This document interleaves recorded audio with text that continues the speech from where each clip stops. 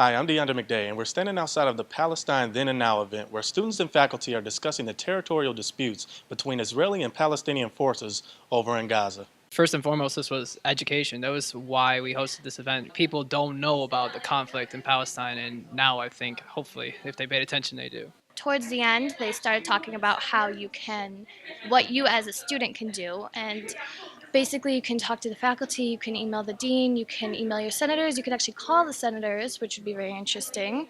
And and there's boycott, divestment, sanctions, which is where you boycott the either commercial, institutional, or like academic Israeli basic supporters. This is a struggle over power and politics and land.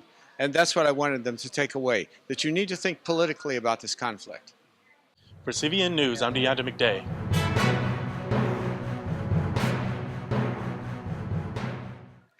Hi, this is Sabrina Gregory reporting live from the Union where magician Daniel Martin will be performing today. My favorite trick to do tonight is the disappearing man trick because it really is an epic moment where it really changes that individual's life that disappears every night. So it's pretty cool. I was on stage next to someone else and he draped like a curtain over both of us. And then he took it off of him and I heard like a lot of applause, which is crazy. And then he took it off of me. And what I saw was basically like I looked over and the person next to me was gone, but I was still looking at the whole crowd. He like put the curtains over us and like took it off and like everything was like normal again. I guess that while I was sitting there and like he was gone, I was gone too, which is weird, but that's what happened. So right now I'm on a 60-city tour. So this is, I think, like show like 37. So I have another almost 30 to do. So my show after this is next week is Wisconsin, South Carolina, Miami, and then New York, and that's next week. So.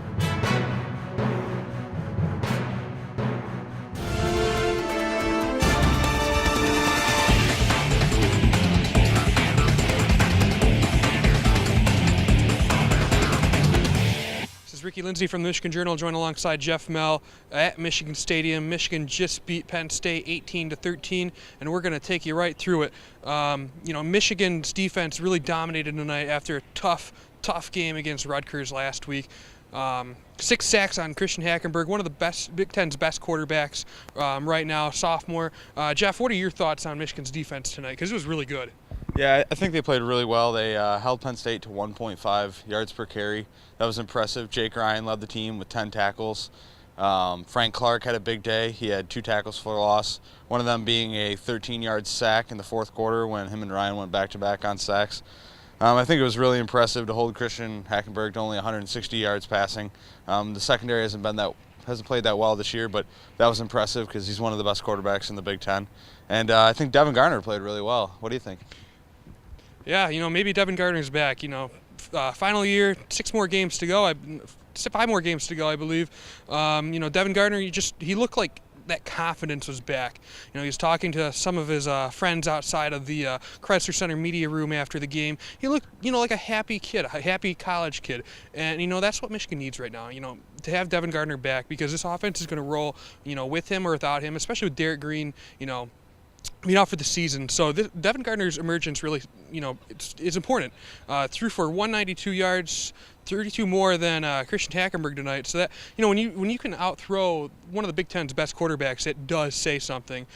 Jeff, talking about the defense again, in that fourth quarter, Penn State was, right up to Michigan's to their end zone. What are your thoughts on those 2 back-to-back sacks? Huge sacks.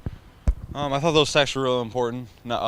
For 2 reasons. One, it created the safety that put them up 18-13, and it gave the crowd some life at the end of the game. I mean, this place was going crazy, and for the kind of season that it's been, it hasn't been very impressive. But the crowd really got behind the team this year, or in this game, and it was a great showing. Yeah, it looked like a pretty fundamentally sound game for Michigan. Getting the win. I think the win. This is one of the instances where, a win is a win, and they really needed the win. Now, going into the rest of the season, what are your thoughts? Obviously, was tonight a big game, going into the rest of the season, Jeff? I wouldn't say it's a big game, but it definitely helps the players who will be here next year, and it makes them, happy to be a part of Michigan. When you're losing, it's not fun, but playing under the lights, winning a big game against a Big Ten conference rival, that's always fun, and it gives you a reason to play your next game. And like Michigan, we have a week off too, so we'll see you back at Michigan State on October 25th. Should be a good one. Michigan State's one of the best teams in the Big Ten right now, so it's going to be a battle. So I'm Ricky Lindsay, joined alongside Jeff Mel. Thank you for watching.